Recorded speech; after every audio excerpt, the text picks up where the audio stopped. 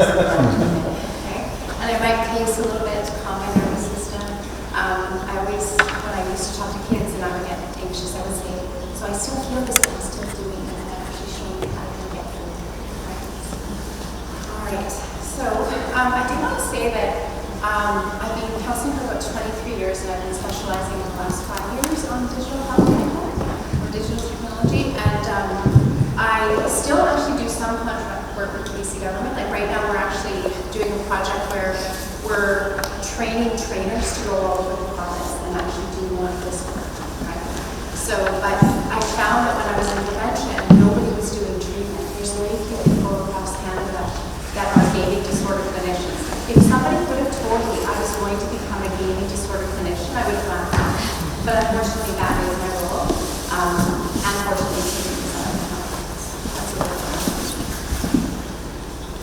So, I want to talk a little bit about how mental health and COVID kind of go with this as well. So, youth aged 10 to 24 have had the most decline in mental health, and that's what Statistics Canada is telling us. And as a counselor and connected to the BCCA and other counselors across the province, we are seeing an upshift. And I'm definitely seeing it in my field in digital health because even though technology is wonderful, and by the way, I play video games, I even play first-person shooter, yes, I play Fortnite, and I use social media. I'm not anti-tech at all.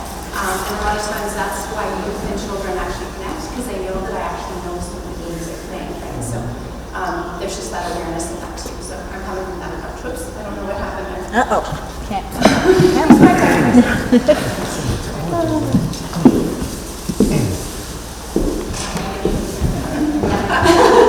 We were talking about how it locked me out earlier.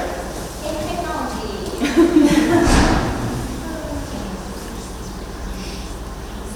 Shannon. Yes. It's a little bit hard to hear you. Okay, I will try and talk louder. Thank you for letting me know.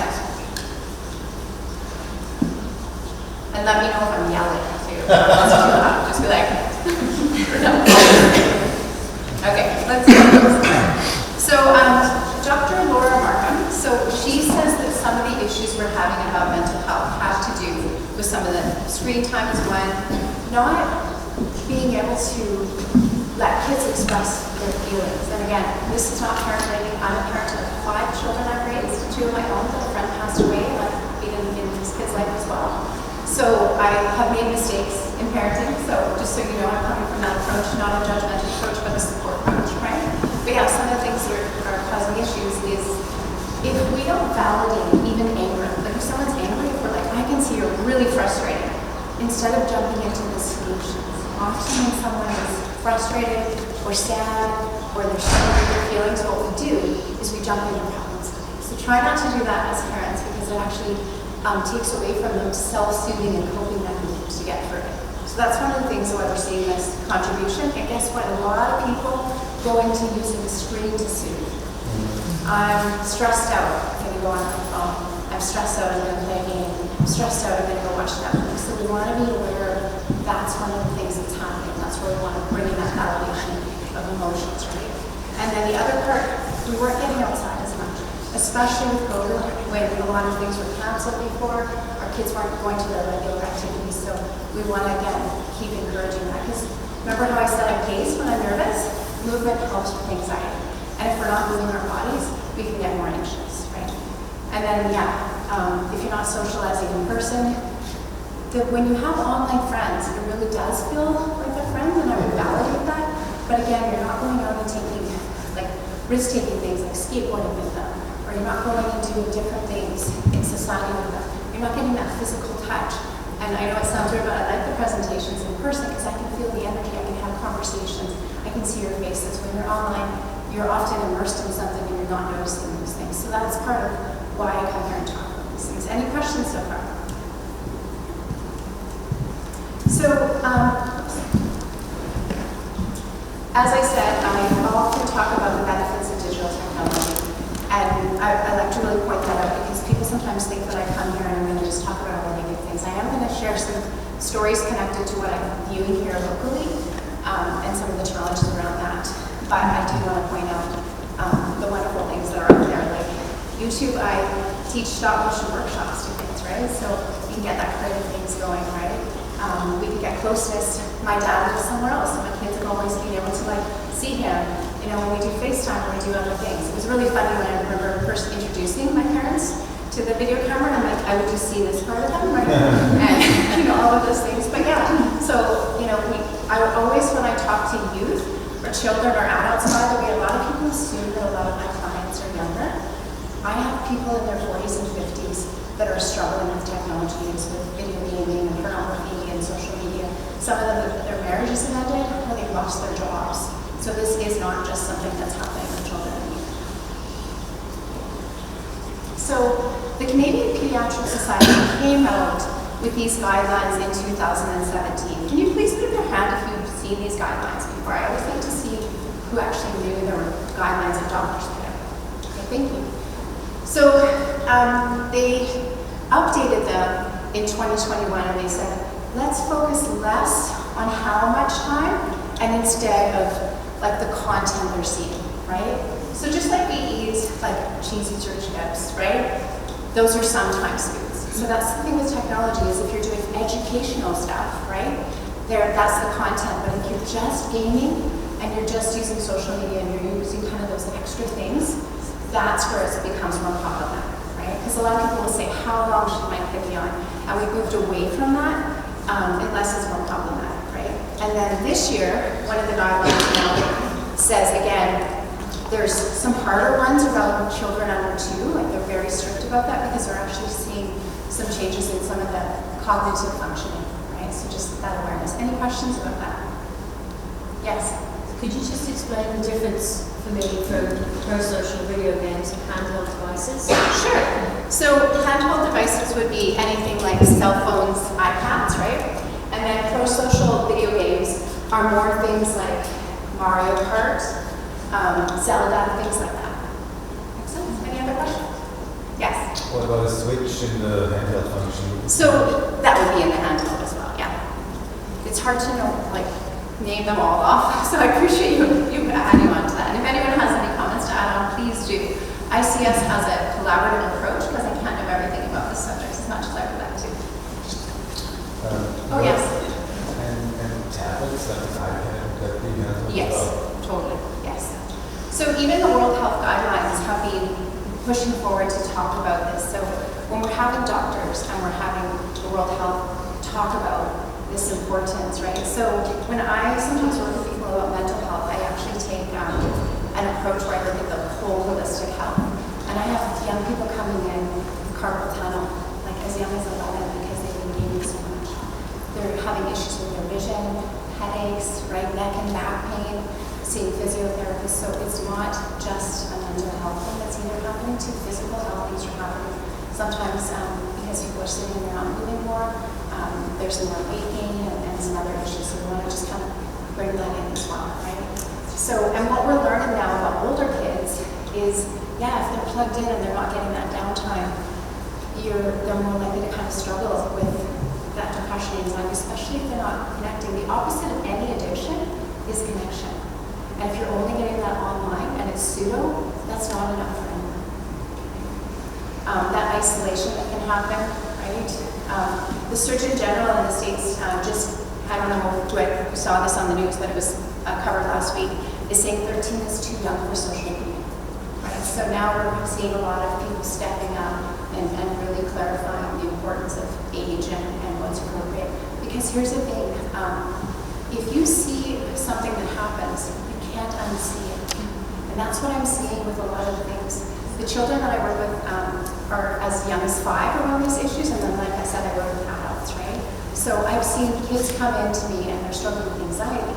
And when I ask about their digital health, sometimes they're seeing things online and they're not comfortable telling their parents. Why do you think they might not want to tell their parents? Any guesses? Yes? Well, I've had kids at the school tell me that they're afraid that the device will be taken away. Exactly. 2 things kids say. They're going to get in trouble or their device will get taken away. So we want to actually say to them, if you see something or something happens online, I'm not going to take your device away, I'm going to make it safer for you, right? So whether that's putting on parental controls, whether that's putting on filters, and I'll talk about that a little bit more, whether that's having it in main areas, right? Or maybe the kid's not ready for it because developmentally everyone's different. So maybe we say, this might be too much for you now, but we'll try again, right? I had to do that with one of my kids with her cell phone. I gave them a cell phone, thought they were ready, they were not ready. So I said, okay, I'm gonna take this back. And you can borrow it when you're going out for safety stuff, but we'll try again. So it's not an all or nothing approach. Does that make sense? So this is another thing that I really want to point out. And again, it's interesting how 2017, all of a sudden these guidelines were out and they've been just kind of updating them. But I think that's when we saw a wave of issues around some of the screen time things, right? Now, what I want to point out the most is the average screen use you're seeing, right? For babies to age 2 is 2.5 hours a day. Then to 4.5, then to 7.5. The newest research out of the Institute of Child Psychology here says that it's 13.5 hours a day. That's how much time 13 minutes are spent. Right? So here's the problem. It takes away from all of those other things, right? If they're not doing this, so they're not getting that balance, right? So, and I'll clarify a bit more about that. But I will tell you, if we can role model a bit too, and it's hard, but I do use an alarm clock in my room, right? I don't remember, yes, I do wear a watch still because I don't want to be dependent on my phone all the time. Maybe sounds kind of nerdy, but some of these things do help to balance it because the amount of youth that tell me they're on their phone all night and then they don't tell their parents, and then the parents wonder why they can't get them out of bed or why we're having, I've never seen so many children taking melatonin, right, as ever before, right? And then it stops working after a while, and then what else do they use, right? I see you nodding your head. Also, family charging station. I would say that's a really good thing to have. We keep ours in our kitchen, and when I come home, I actually put my phone there as a way of kind of role modeling for my kids that this is not the most important thing. And then if I have to check it, I go and I check it and I put it back, right? And that's kind of what we have done with our kids often. It's not right when they come home, but we have set times for it to go to the family charging station. Doesn't always work. Some people will sneak up at night, take their iPads, take their phone. So guess what? Some parents actually have to use lock boxes and lock up the kids or the boards or different things. It depends on the child, the youth, right? But these are some things to keep in place. I did this with my kids. They thought I was mean. They didn't like me. They don't like me. They're 26 to 20. So it's hard, yes. What about if they're on laptops all the way to school? Is that included in the? It is included. At the times, that wasn't happening regularly, right? So again, this is more to do, it's kind of out of date, right? And again, remember I said the content, so educational stuff looks different, right? This is more junk food stuff, right? Any other questions about it? Is this helpful so far? So I also want to talk about younger children with screens because some people aren't aware of the research that's out there, right? So sometimes when they're looking at screens, we might know that those animated figures and dancing letters, what's going on, but a lot of times it doesn't make sense to them. So if you ever see a kid that looks like they're zoned out at something, it's because they become so trying to understand it and they become more passive, and that's why we're building in more stronger guidelines, right? And guess what? My kids sometimes are adding younger than that watch this, so it's not ever shaming. Please know that we're just learning more about this, right? And then, again, the neurons that wire together. If we're used to doing something, it's hard to undo it. So the same thing, a body at rest stays at rest, right? And we are seeing that, especially with some of the people that I work with, they're not wanting to go to school. They're less engaged in school because they cannot get that attention, that excitement that's happening within the games or on technology in the same way. As hard as we try, as educators, even to use the technology to engage them, it's different, right? So there is a connection between boredom and inattentiveness, and also that overstimulation of sensory stuff that can happen as well, right? So what happens for a lot of families is we want to please our kids. So guess what? We get them maybe the Nintendo Switch, maybe then we get them the iPad, then we get them the Xbox or the PlayStation, and they have it all, right? Sometimes they don't need it all, because what I see now is you say, okay, that's enough time on the Switch. Then they go to the next thing, and the next thing, and the next thing, right? So we just want to build that awareness. Some of the families I work with have actually simplified and said we're putting away some of the stuff, and sometimes they just bring bring it out on like a Friday or a Saturday night and have more like a special thing with a PlayStation depending on what's going on, right? So yeah, and Laura and I were talking earlier that our children and teenagers are the product, right? A lot of the stuff that they're watching, they're being advertised to constantly, right? $17 billion market to kids. It's a lot of money, right? And then there are things that our kids are being told by other kids. Oh, this is so fun, look this up. Something like Rainbow Friends, Huggy Wuggy, sounds child-friendly. If you look those up, some of that stuff is actually pretty frightening and scary, depending on the child and you, right? So be aware that it is kind of good to check things out if you can. I know it's hard, but just something to consider. Any questions about that?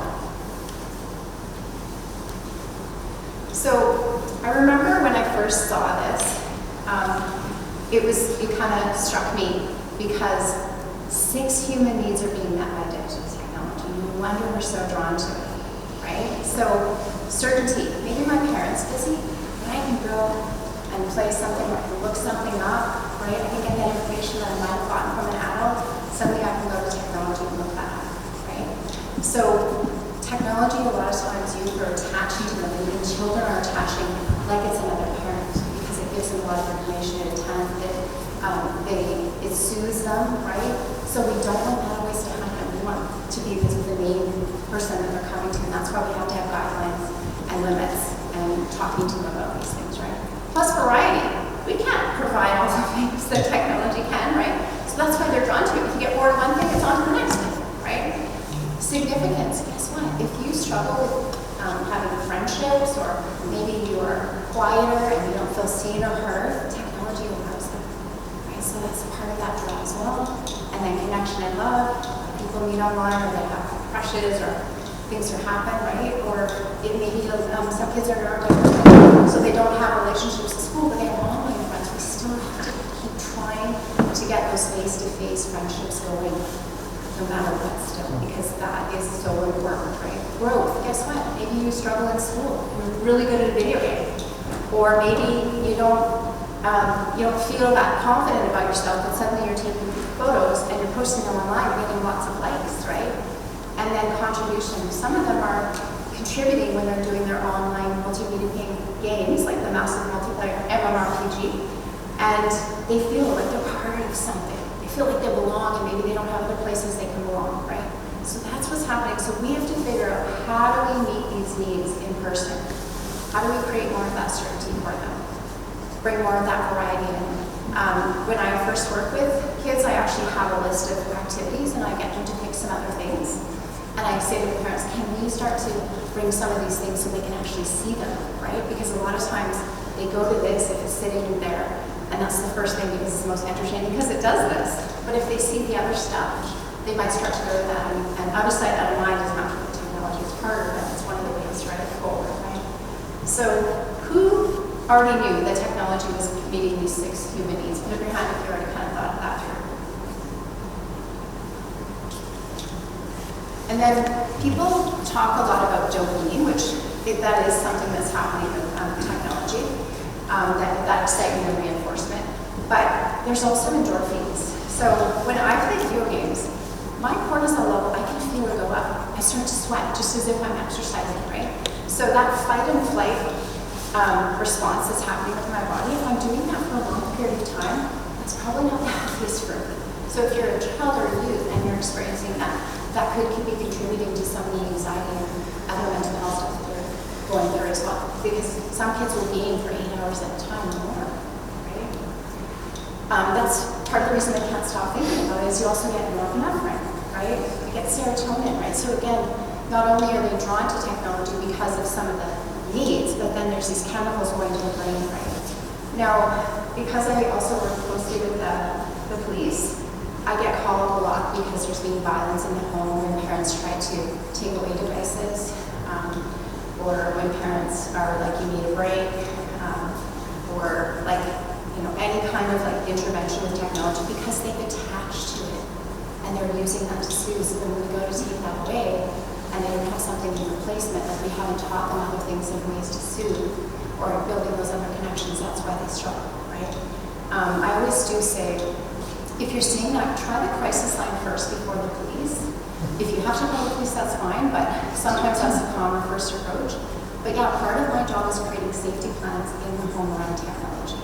And when I was doing this for the government, I would probably get maybe on average 6 calls a day. A lot of my clients will have told me they've had to call the police because of the anger, and part of that is that cortisol level that goes up, and then it's taken away, right? So you're already heightened, right? So that's why prevention and balance is so important. Any questions about that?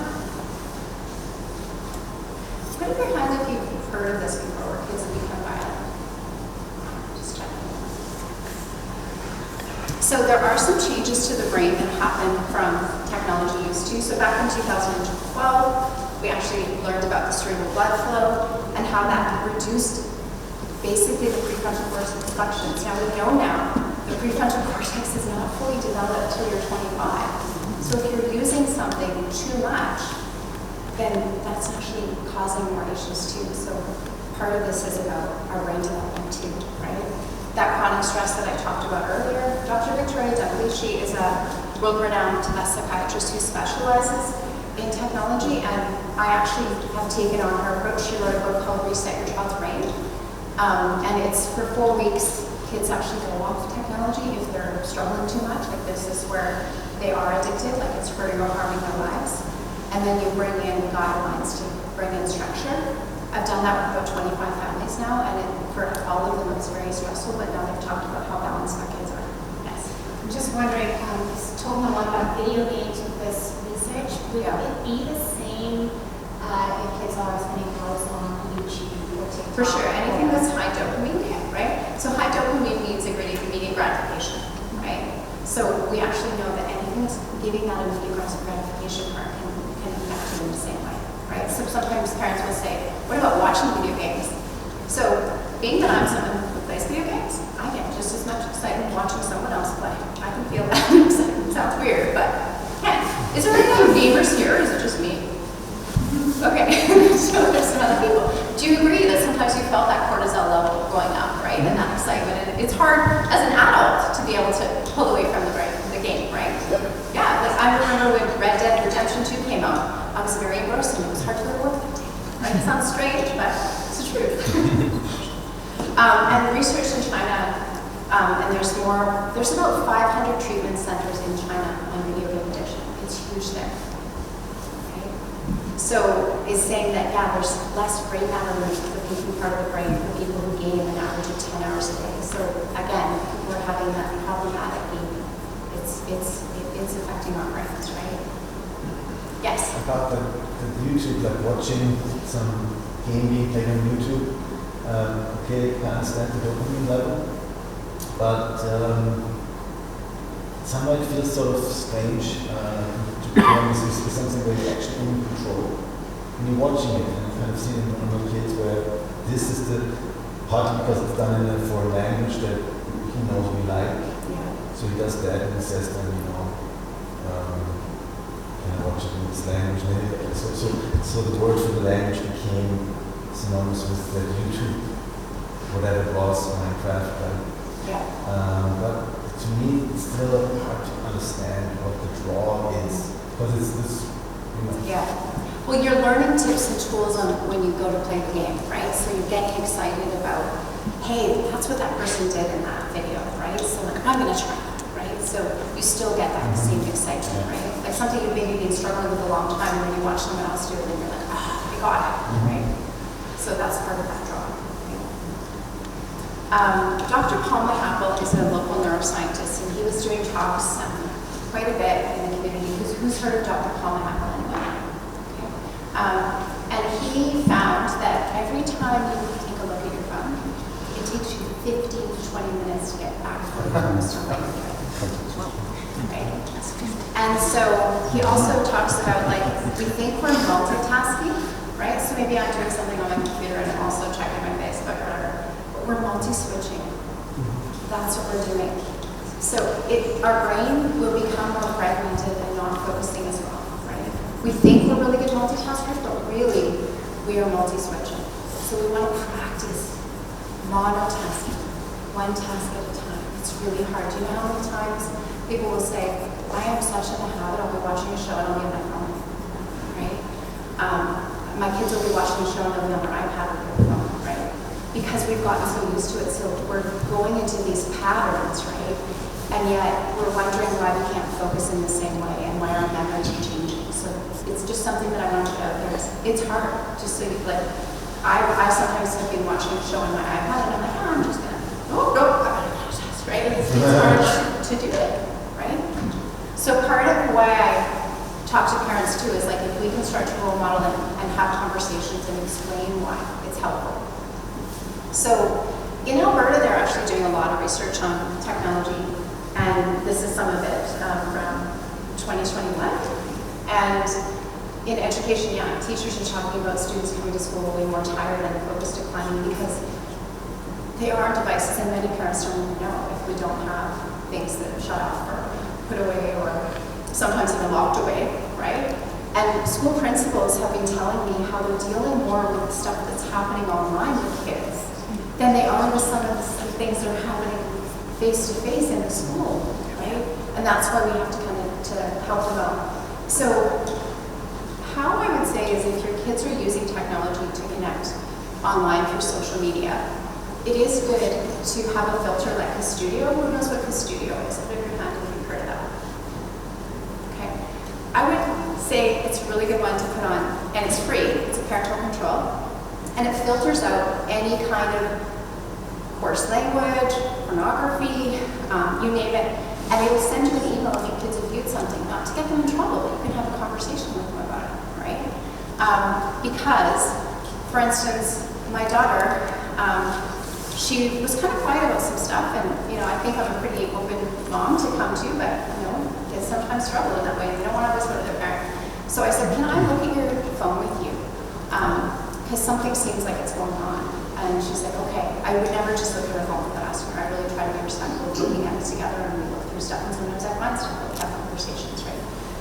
And it turned out that someone at her high school was walking around taking pictures of girls, and I'm just going to say they were asses, and they started an asses of in enter the name of high school website, okay?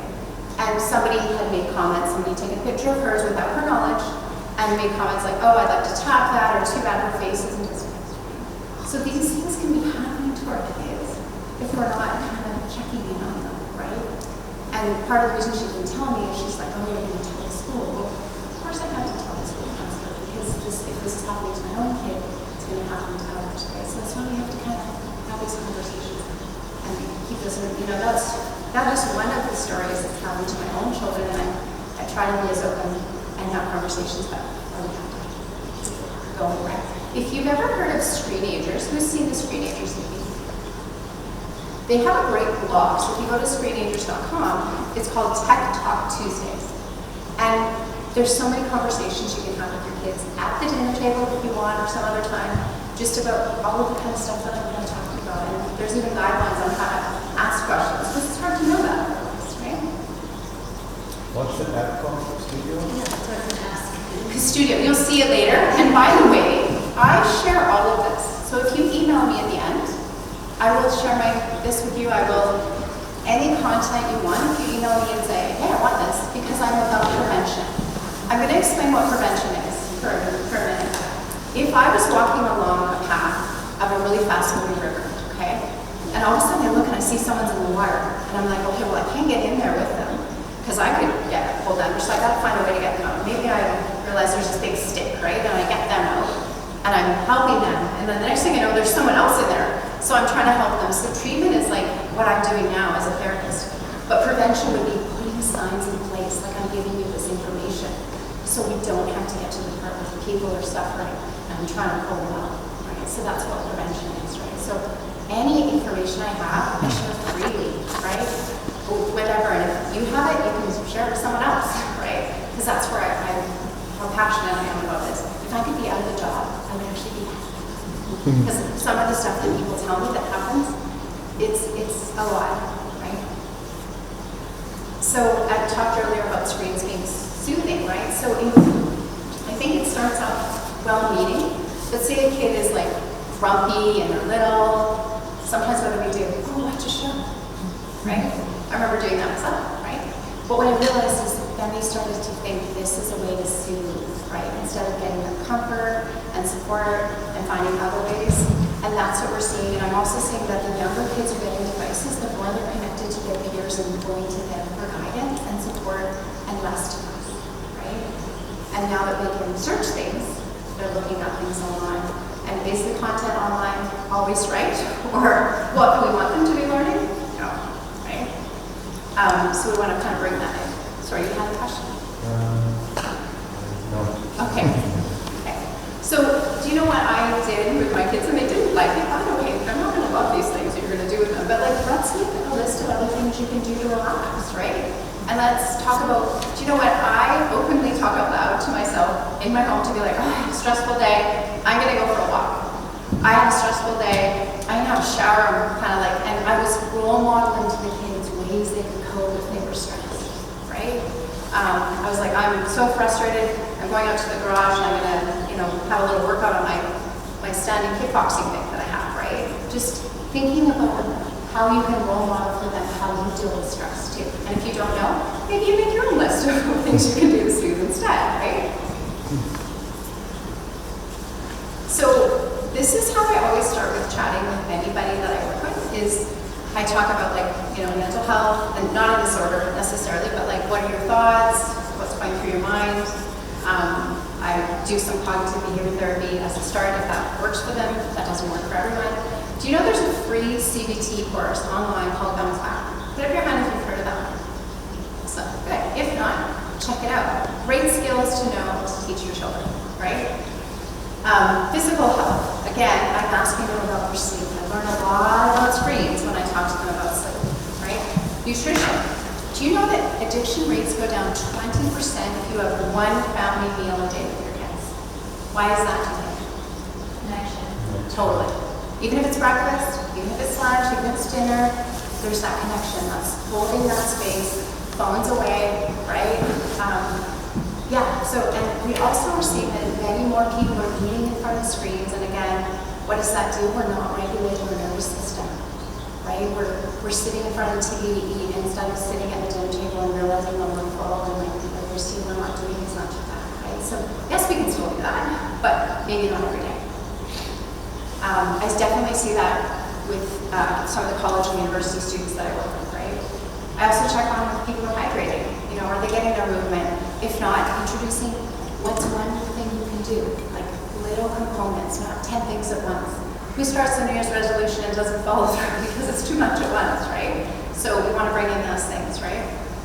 Emotional, again, I talked a little bit about that before, about validating feelings, right? Not jumping into problem solving, right? Always connect with them before you redirect. If you have a teacher you like, guess what? You're more likely to do and follow through on the class. So we have to kind of remember that when we're parenting is if they can connect to us in some way and they feel like we're willing to be open to what they're doing. That's why I started playing video games and why I would watch TikToks with my kids on the big screen is because some of the stuff they were showing me, I was like, oh my gosh, right? Like, but I didn't say it to them, right? I would maybe a couple days later say, oh, I was curious about that TikTok, you say, but I was trying to connect because then they would listen to me later, but if I shot down their video games and what they were doing all the time and judge them, they're not going to listen. Okay, so we want to have that openness. Again, it's spiritual too, could be religion, could be nature. I'm trying to grow up these components in people if they're struggling. One little thing at a time, right? Those social things, environmental, how are things going at home? Is there some stuff that needs to be happening? Contributions. What do you think contributions might be? Any guesses? Chores.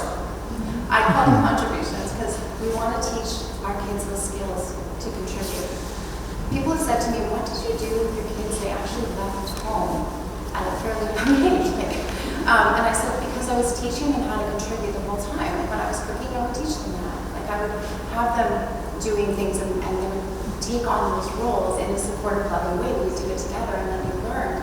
And guess what? Self-esteem comes from doing things yourself, right? So we want to promote that.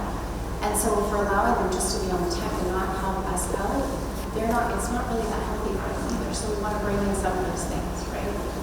And then I talk to them about digital health. So I don't just jump in to digital health. I actually try to build up that bigger picture, and I would encourage you to do the same for yourself in your life, and then we have conversations with your kids. Does that make sense? So here's some things we need to be aware of. So Sherry Turkle wrote this book, and she said, we're now alone together, because I don't want to watch what you're watching. So guess what? I'm going to go watch my thing here. I don't want to do what you're doing, because I'm going to go do my thing here, right? But we're alone together sometimes even in the same room. And what's happening is we're not learning to negotiate or compromise about some of the things that we're doing and watching. And that's an important skill for learning empathy. Do you know that empathy, we're not born with it.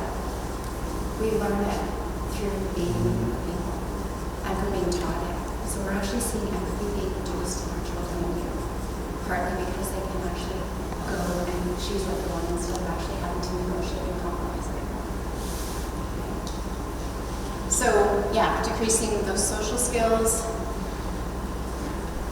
In our own life as adults, we're not off duty in the way that we used to. We used to be able to go to a job and leave it. And that's what's happening with kids too, is they can't just leave the social stuff that happens within their schools at school because they're still being quality online, right? So that's why we have to create some guidelines for them and also try to show them our own boundaries with how we can. I know it's hard, but it is if we can kind of break that sometimes so we're not always on duty, because it's exhausting, and I think that's what's happening with adults with mental health too, right? We can't unsee things again. When I was 13 years old, my sister, who was 4 years older than me, and my mom, they were watching The Exorcist. Has anyone ever seen that? Okay, I didn't even see it. I just heard it. And I was terrorized for like a couple of years. I was so afraid that I was going to get possessed by the devil. Okay? So our kids sometimes are seeing things, and maybe even just hearing things, and it may scare them, right? So we have to be aware of those kinds of things, right? And put those filters on, like I said, and other things down the line. Yeah, so there's that fear of being left out, the fear of being like missing out. So that's why sometimes, again, we want to have conversations about that. I'm seeing an increase in obsessive compulsive disorder, checking, and some of it actually comes from if they have a Fitbit or an Apple device, they're checking sometimes calories, their health, sometimes adults struggle. I'm seeing an increase in eating disorders because of things that are supposed to be motivating, but then actually do the opposite. It can cause problems. So I just want you to be aware, like, strangely enough, I currently have 3 Apple Watches in my desk at work because my clients have said, I can't stop myself. Can you please pull one of my watch because it actually is destroying me. Right? So I just want parents to be aware of that too. And being that I've recovered from eating disorder, I do not have an Apple Watch. I have a very simple, cheap little watch because that scares me. I think I could get right back in there. So just being aware, right? So, yeah, and then, of course, yeah, we don't know what's happening on, like I said, with my own kid. The numb pleasure response. What I'm seeing with a lot of people is they'll do something online, and it's exciting for them at first, but then they get bored, and then they go on to the next thing. I especially see this with my clients who are introduced to pornography, and by the way, my youngest clients that I work here locally with that are struggling with pornography are 10 years old.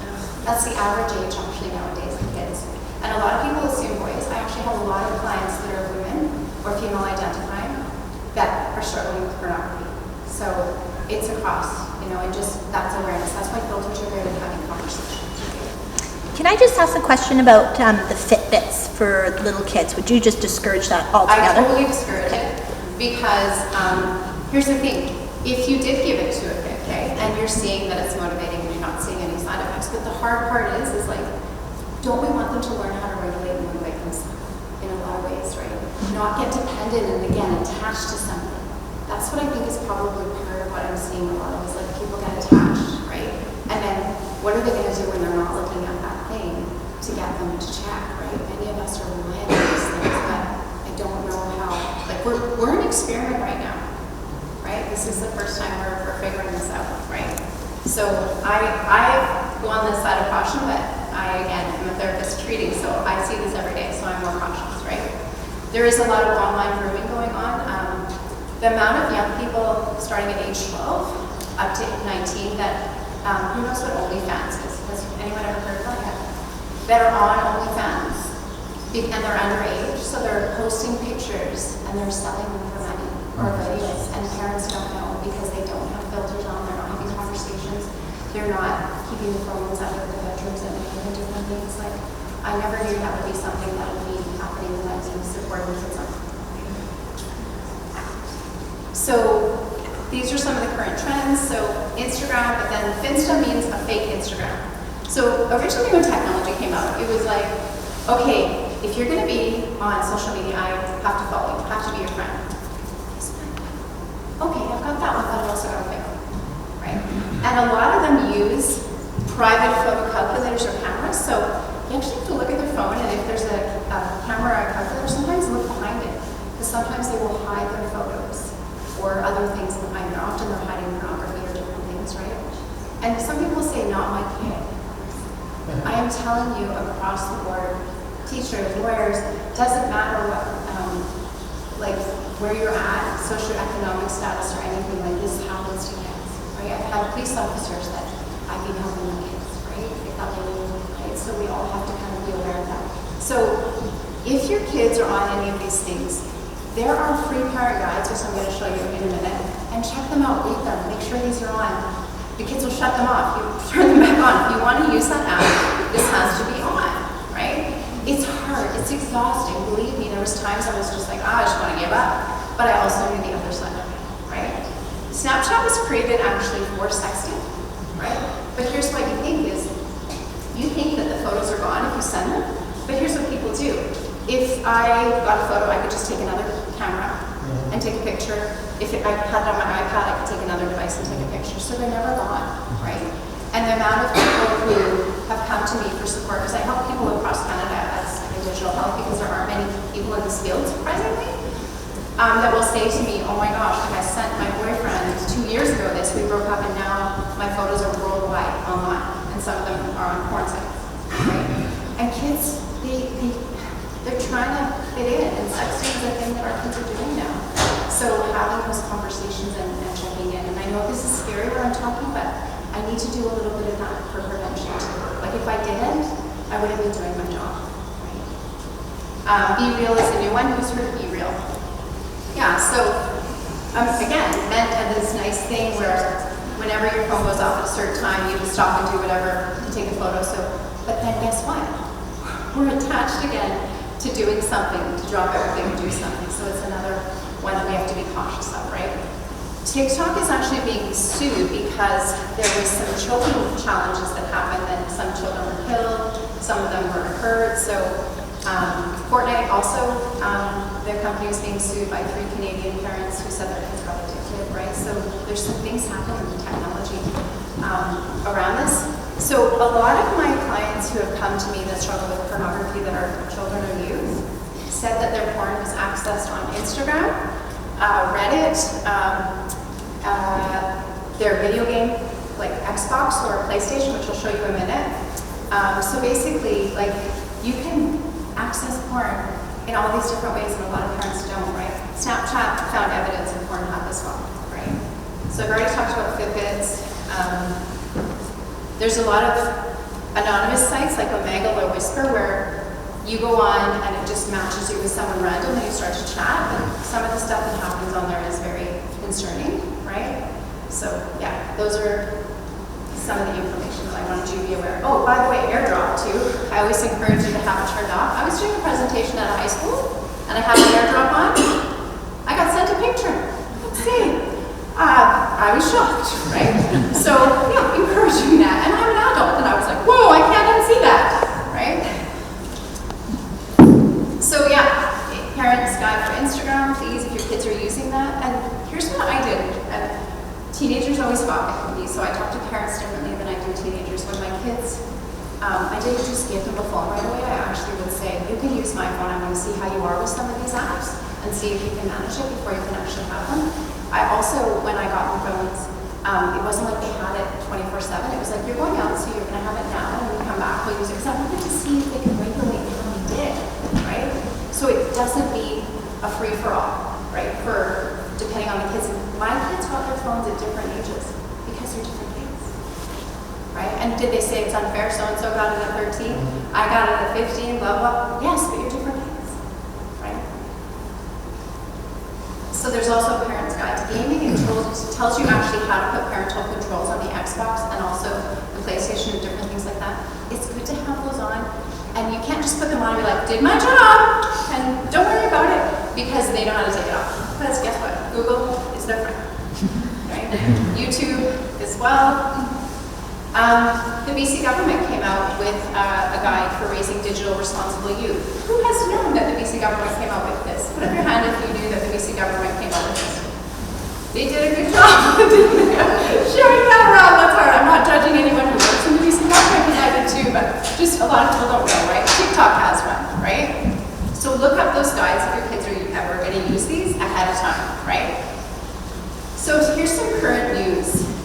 So many families just let their kids go on Roblox and they think, oh, wow, this is really fun. But guess what? Because I play this game and because I work with clients around this, one of my clients told me they did this beautiful interior decoration of this room. They went back the next day and there was porn all over the walls. Okay? Virtual strip clubs, right? So this is something, because you're making your own game, kids can find this, so we still have to look out for these things, right?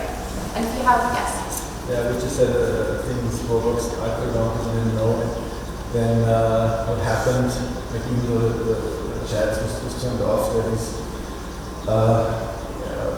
game built-in chats that are on. And so the first thing that's happened, the daughter comes and says, yeah, somebody got scammed and they gave us all the pets. So that's when the alarm bells go off.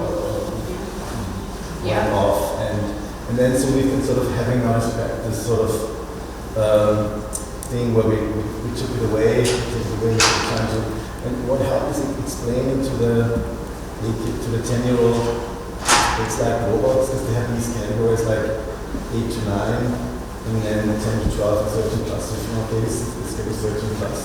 That's like giving you, like the 10-year-old got this, giving you the keys to a garage, whether it's a tricycle, a bicycle, a motorcycle, a Corolla, a Ferrari, and a tank.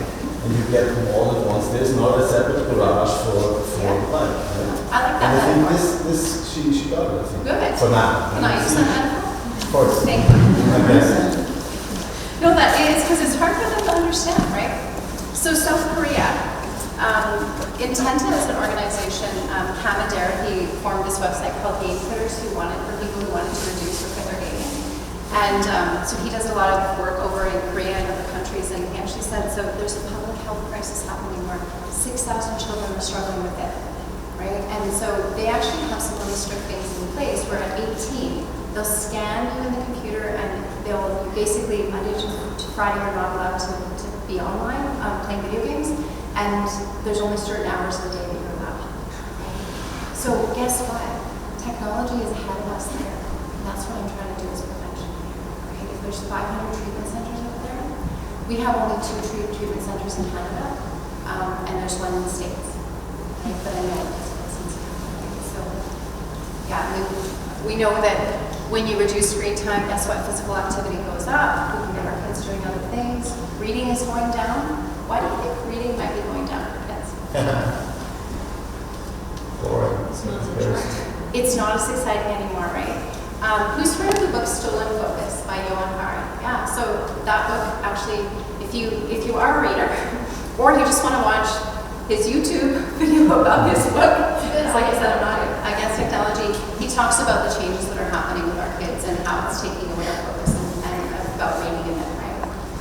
It's part of the reason that we scan differently. So I just like to make people again aware, and what we're seeing now in the metaverse is there can be virtual sexual assaults and other crimes, so it's getting so complicated, right? So we want to be aware, and if your kids are younger, it's better to kind of build in this scaffolding now, right?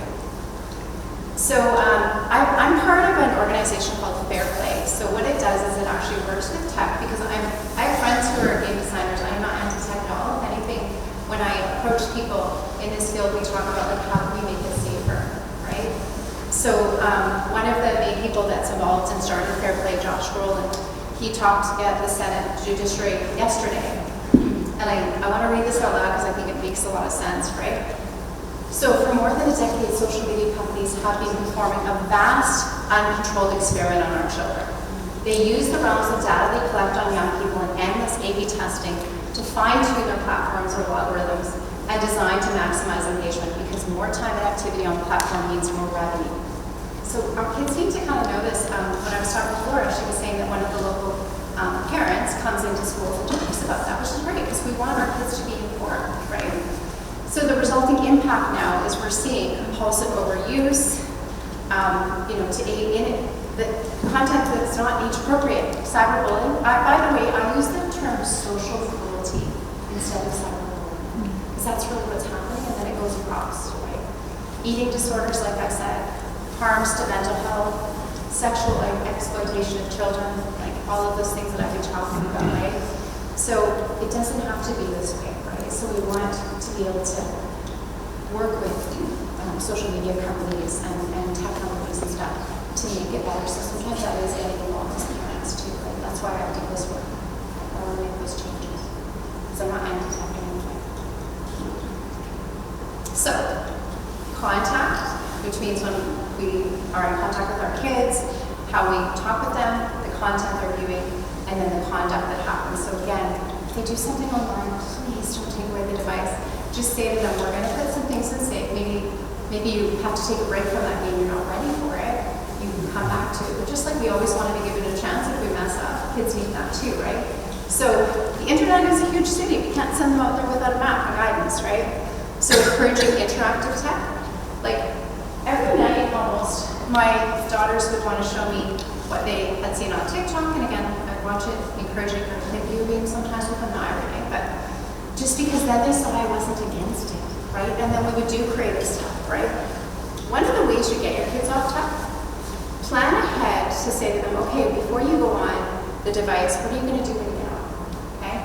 And then make it be something fun, or make it be something with you. Because even teenagers will say, I would actually like to spend some time connecting, right? But make it something they're interested in too. It can't just be what you want, right? That builds that empathy too, right? And as I said, Studio is the monitor that you can use. Google has Safe Search now. Put it in if you've heard of Safe Search. There you go. So Safe Search, basically, if you put it on, it will blur the inappropriate content out, right? They're still working through some of the bugs of that, but just to be aware.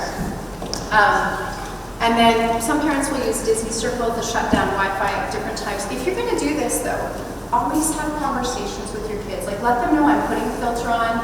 Let them know that you are, the Safe Search is on there. Let them know whatever you're doing, because if you don't, that's going to be problematic, and you want them to have trust, right? One of the things that parents do a lot with technology is they monitor their kids. Like, they'll put on the app to find out where they are. Okay. Why would that be problematic? Well, it basically says that doesn't build trust. It doesn't build trust. Guess what my youth do that their parents do this? They switch phones with their friends, or they shut their phones off altogether.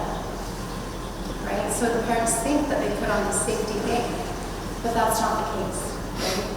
So just be aware that sometimes when we're doing that, like I don't know about you, but I don't want people putting a safety thing on my car. Not that they can't be trusted. That's what I feel like is happening, right? If there's issues, so I don't believe in that because I've seen the outcome and I've seen this be more problematic. So just a thought there, right? So yeah, having these meaningful conversations, share tactics, not scare tactics. I know I'm sharing you some scary stuff, but I don't talk to kids in that way.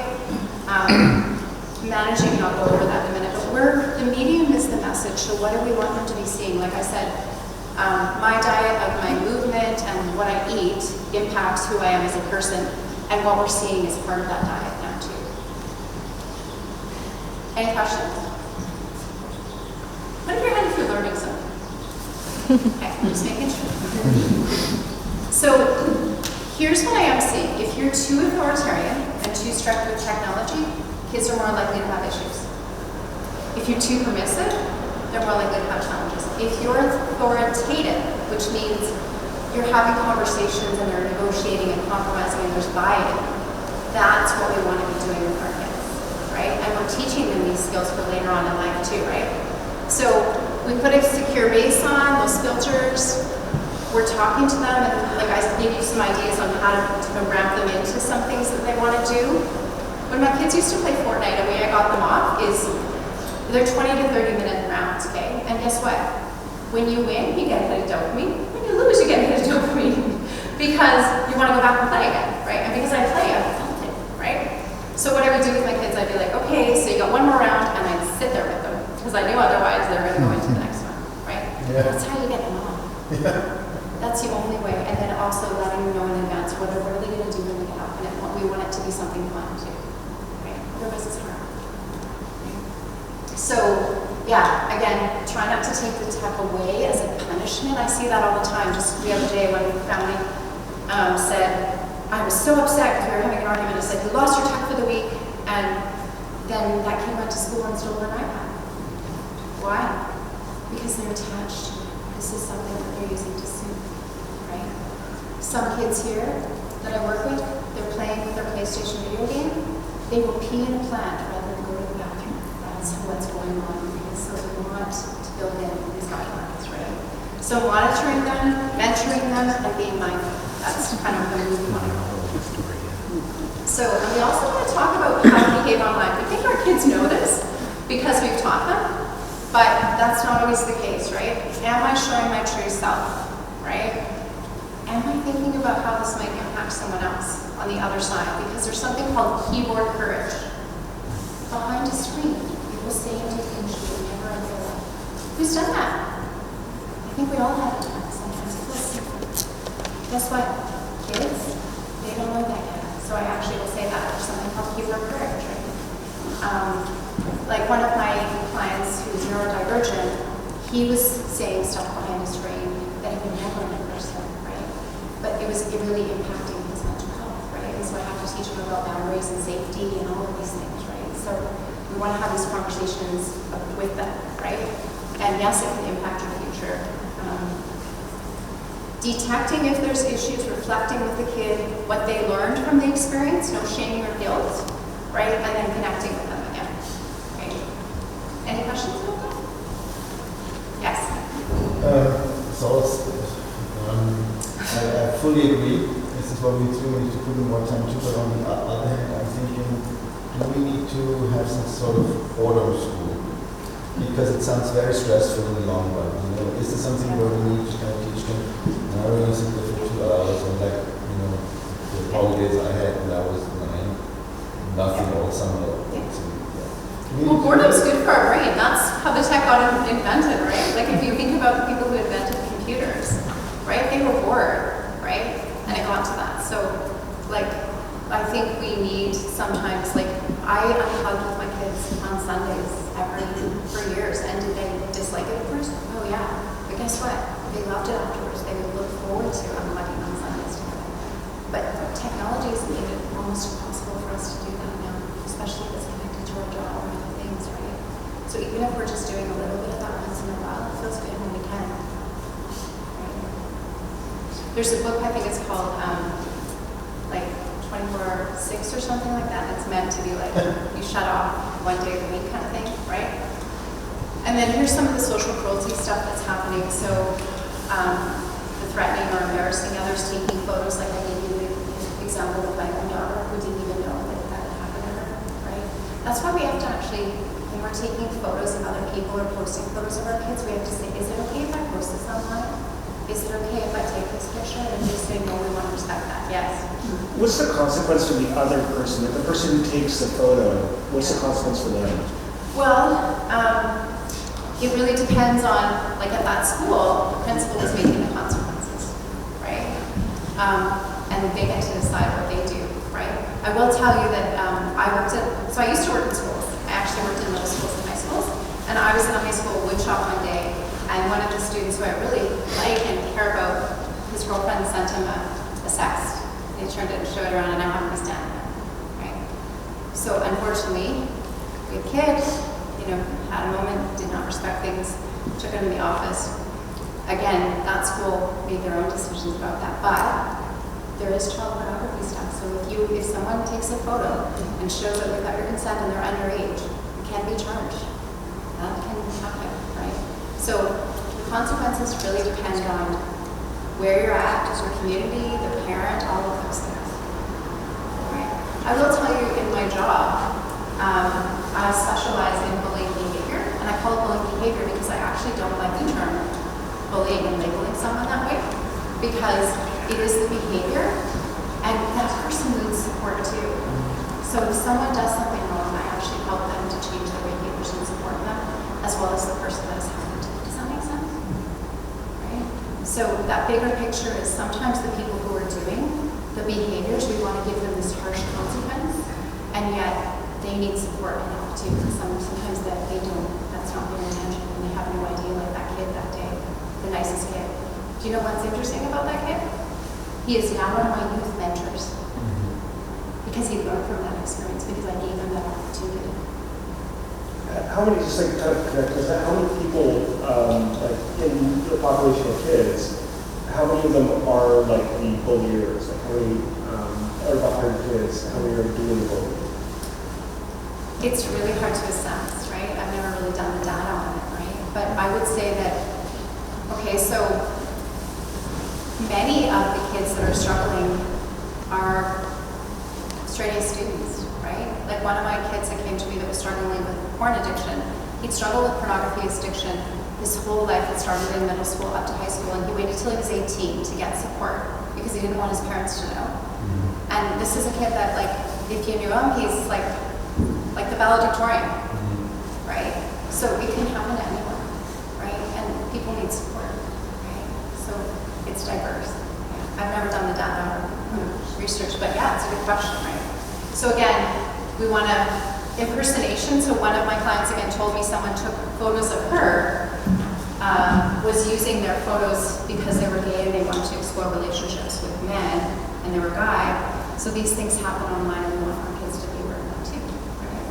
So yeah, happy stopping filming. Even not that long ago, I remember I live in Saanich, and somebody had a altercation where they were angry and they were yelling at someone, which wasn't okay. But someone filmed that and then went on the news, and I just keep thinking to myself, I feel bad for that person because I don't know what else was going on for him, and like now he's being publicly shamed and humiliated, right? Like, of course I'm a counselor, so I tend to come from the empathy part, but we have to be aware of those things too.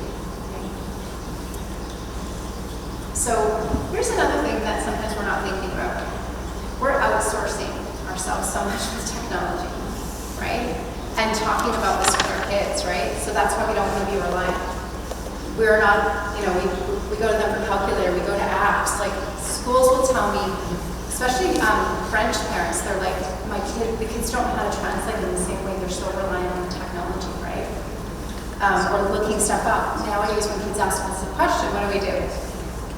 We often look it up instead of actually thinking like, oh, maybe I'll take a minute and think about what I know or share, right? So we do want to kind of consider that too, right? We don't know our contacts. I'm embarrassed to say that my daughter, I had to take her to emergency, and the battery in my phone died, and I did not know my husband's phone number.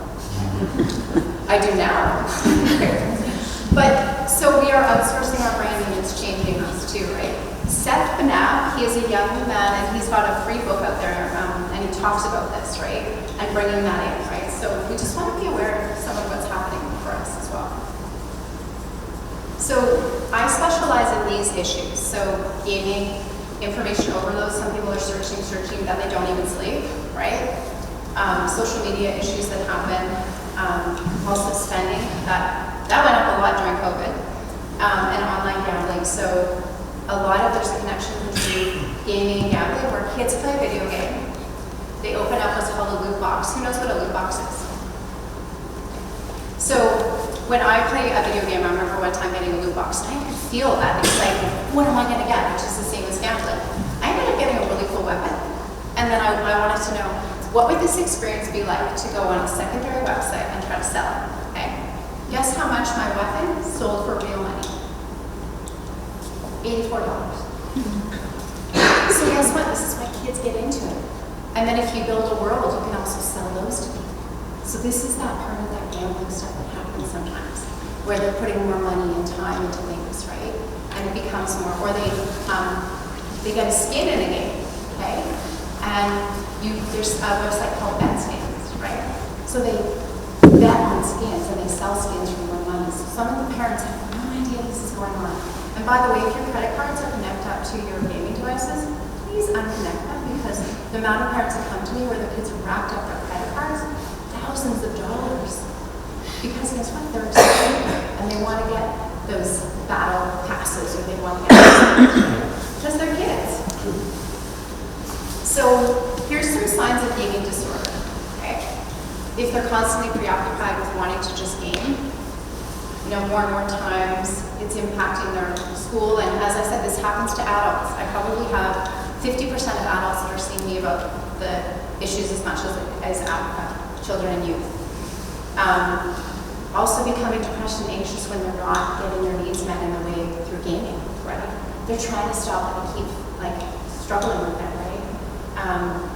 Being evasive, right? Lying about how much time, right? So please focus on the tech is meant to draw them in. There's intermittent reinforcement. Do you know that if you get told something all the time, after a while it isn't important, but if you get it only once in a while, you're more drawn to it. So technology uses intermittent reinforcement. That autoplay that's happening, that variable feedback, there's no stopping cues, so that's what's causing it. So I actually don't ever use the word addiction when I work with clients. I actually say I'm concerned for your digital health, or I'm concerned for what's going on. Because when you say you're addicted, does that help the conversation? Does it help connections? And then gambling, I've talked a little bit about that. A lot of parents don't know that there's so many video games, like Minecraft has gambling in it. Because you can build stuff in there, right? If you look up Minecraft gambling, it'll show you some of the casino stuff that happens in there, and having a conversation with your kids about what that is and why that's problematic, right? And then, like I said, porn, sexting, sextortion. Did anybody see that just probably about a month ago there was an article in the Times Colonist about how there was a lot of sextortion happening with youth here in Victoria? So yeah, there was, and some of them were my clients. So this was young kids, 12 and 13, right? And what happened was they met someone online, sent a photo, the person said, I'm going to show this to your school or your parents if you don't send me more. If you have a conversation with your kid to say, if somebody ever does this, you can come to me, you're not going to get in trouble, I'm not going to get mad at you, I'm not taking away your devices, we're going to put safety things and we're going to help you. I probably had hundreds of young people that this has happened to. So we want to be empathetic because they're going to make mistakes online, right? So, like I said, porn can be accessed in so many different ways. And we don't know that when people watch porn, that some of the people in it are not being trafficked. Okay, so we want to build awareness of that. So one of my clients who struggles with pornography said this is how he got into it. So this is a PlayStation photo. And he said, somebody said, follow the link. He went to the link. And somebody just was taking off their clothes and doing a striptease for him. And that's how, and then before that it was like, follow me on here and pay money for here. And so, like, who was aware that you could access porn through Instagram? Put up your hand. Who was aware that you could access porn through your PlayStation? Yeah, so again, part of me is just prevention. I didn't know until my client told me, here I was helping people with porn addiction. The first time someone told me this, I was like, all right, I gotta check that out. I did not know, right? So the Center for Mental Health and Addictions says, here's some basics that we want to really bring forward, right? And this kind of summarizes some of what I've been talking about. Set those priorities, like what do they need to do before they're going on the tech? Again, those neurons wire together, fire together. Try not to eat in front of that device, right? So we're monitoring our body. Turning off the technology at a certain time each night, right? What I did with my kids is I had set times, and we talked about it as a family. I'll show you the family media plan in a minute. But then if it was spring break, sometimes when they got older, I would allow them to see how they did to regulate, or if it was like the summer, certain times, just to see what that looked like. You know, give them that chance as they got older, right? I didn't start doing that until they were in high school, right? And even like when they got older, I'd be like, okay, you can have it in your bedroom at night. Let's see how you monitor it if it's spring break or this much older. And sometimes they couldn't, and they would actually say to me, oh, you can't do this. This is really hard. So there is a point where we have to teach regulation, but we want to like feel it out and help them and support them if that's the case, right?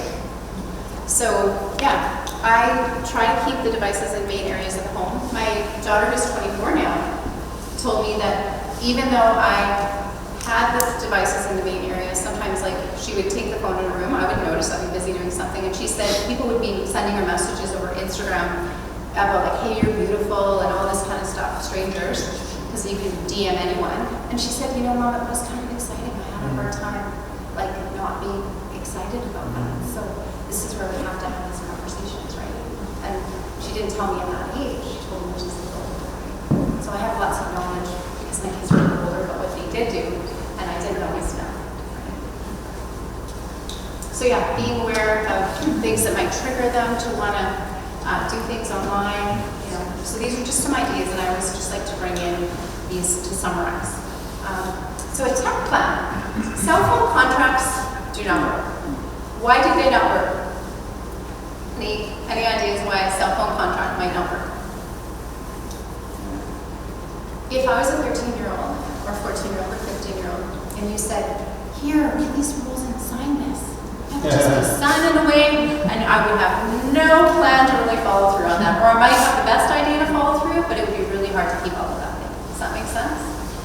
So a tech plan is better, and there's an example, a flip chart, and it's not just a one-time thing, this is a regular thing, and you're also included in it, okay? What needs to be done before you go on your tech, right? And your kids, right? So we're monitoring and balancing that out, right? When are we using it? You know, where are we keeping it, right? What are we accessing and having conversations about that? And then the consequences ahead of time. Do you know sometimes if we actually include them in the consequences, they're more likely to follow through on them, right? And I like the consequences and talking ahead of time about what will happen, because if you're anything like me, sometimes when I was in reactive mode, sometimes I would do something and then it would actually hurt me later, right? Like an example is my kid, they were in grade 11, and we'd always had the computer in the main area of the house, and then they were like, oh, I'd like a chance to have it in my room with the door open, and I was like, okay. So they're on it, and it's late at night, and I'm sleeping, and then I heard them on the Wi-Fi, and I went in politely and said, I'd like you to shut off the Wi-Fi, right? And they were like, oh, yeah, right? I come back, it's not shut off, right? I'm frustrated at that point. So I pick up the computer, and I say, you've lost it, and I'm carrying it out to the garage because it wasn't a laptop, right? But then there was the consequences of like, I was reacting instead of actually deciding like to have a calm conversation. So kind of think of it ahead of time, it's better, right? And you have to get creative. One time I shut off the Wi-Fi for my kid because they were up late and they'd taken the phone from the kitchen. And like I said, it's not foolproof. And they came in and they said, if you don't shut off the Wi-Fi, I'm not going to the bedroom. And I said, oh, okay. So I turned to my husband and said, do you want to make out? And then she left the bedroom. Okay. So you got to get creative sometimes because you don't know what they're going to do. So this is an interesting thing. It's from Kids and Clips, and it's called 10 questions to ask before giving your child a smartphone. When I show this sometimes to adults, they're like, I guess I shouldn't have a smartphone. Right? So how are you talking to them to porn? Because if they're using some of the apps and they don't have a flip phone or something like that, they may access it accidentally, right? Or be curious, right? Talking to them about what can happen about sexting, right? Sexual predators. I know it seems odd to talk about these things, but if they don't know, it's better. And it says sign a phone agreement, but I don't, like I said, I don't agree with that. I prefer the media plan. Yeah, are they ready for social media? You might not know until they're there. And then here's the other one. This is one that you actually fill out with them. Do I complete my homework without being asked? Because if you're giving them something that's going to distract them, it's going to be harder in some ways, right? Do I wake up early for school? Because again, if it affects their sleep, it might be harder for them, right? Do I do my chores without being told, right? That's a harder one too, right? Because again, it's something else to distract them, right? I would be like saying to my kids, okay, you know, time to clean the cat litter, right? And it's hard for them to be able to get away from that to do their thing, right? That's why I like a media plan where you do the thing before, right? So, any questions about either of those things? Yes? How would you recommend sort of going through this together? Equal uses and something happen? Yeah, I would say sometimes like with the media plan, I would do it about once a month. And then if there was something happening, sometimes we would review, right? But at the beginning, it's like anything. You want to do it more regularly, but then you can back off after a while, right? Depending on what's going on, right? It's kind of like when you start to work out at the gym, you otherwise you're going to hurt every time. So it's kind of that idea, right? Now, this is what I want you to be aware of too, is this is what I use when I work with people that have digital health issues. I figure out what are they using on technology?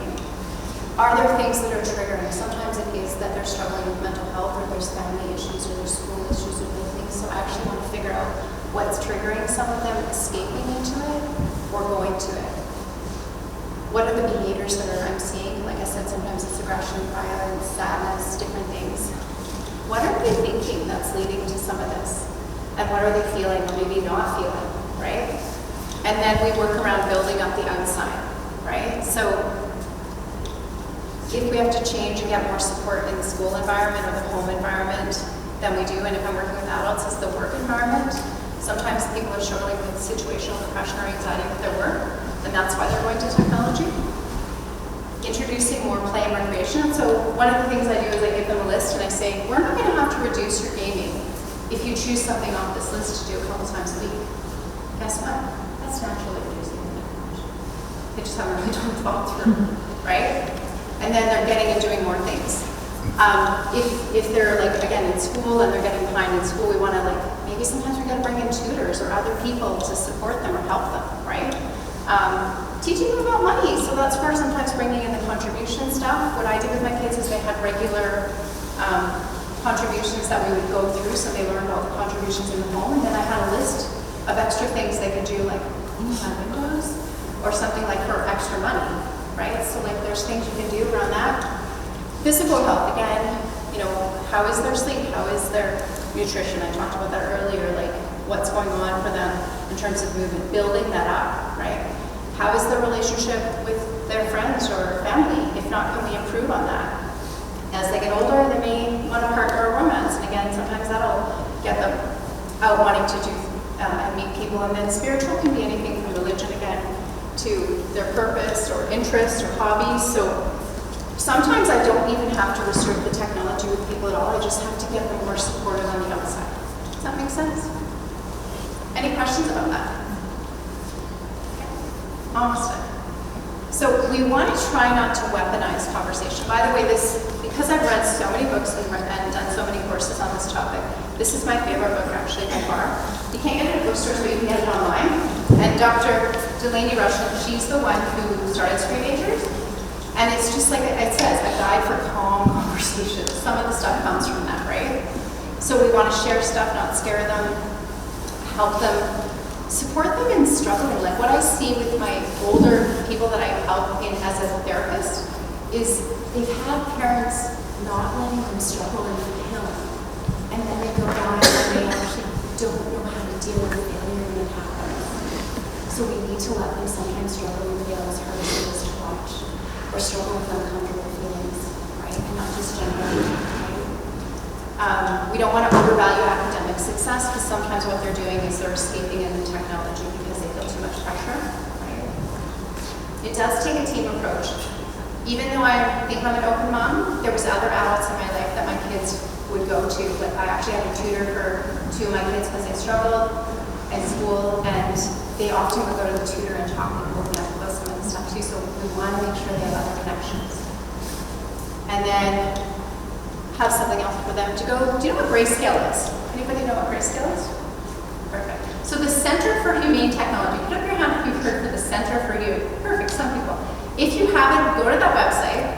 There's actually a toolkit for you to actually take control of your own technology. And one of them is putting your phone in grayscale. So do you know that if you go and put it in and you're on Instagram, because I have these things on my phone, if it's in black and white, it's not as engaging. It's just not as exciting, right? So some of these tools need to be implemented kind of dull it down and help us, right? Now, high dopamine, low dopamine. This is a really good way to teach self-regulation in our kids. What happens a lot of times when the people struggle with technology is it's because they're having binging hours of technology. So they're in the high dopamine too long. So what I do with a lot of my clients is I have them pick some low dopamine activities, so stuff that takes longer to get that gratification, right? And I have a list of things. So I say you can still game for an hour or 2, but then maybe you're gonna help cook dinner. You can still then go back to maybe social media for an hour or two, but then guess what, maybe you're gonna read, right? And I'm not telling them what to do, they have their list of high dopamine, low dopamine activities. But guess what that does? That naturally starts to regulate them to go between them instead of this binging, right? Dr. Sussman is a specialist in this, and that's the thing that his approach, and it works for some. Like I said, some I've had to take people off technology for 4 weeks and introduce guidelines. Others, this approach. Others is growing around that outside, right? Others is helping them with their mental health, right? So, yeah, turning off notifications is also a really good thing. Those little numbers that call up to you to check all the time, it's not healthy for us, right? So, just being aware, explaining you'll be away from your phone. A lot of people don't know how to tell their friends, oh, I'm not going to be on my phone between this time and this time because I'm doing homework or I'm having, and we want our kids to learn how to communicate that, right? Study tips, design space uses. So if their phone is there with them when they're studying, again, how many minutes did it take, anyone remember, if you look at your phone to get back fully focused? 15 to 20, so not a good idea. So a lot of them will be like, I need my phone for a calculator. What can we do instead?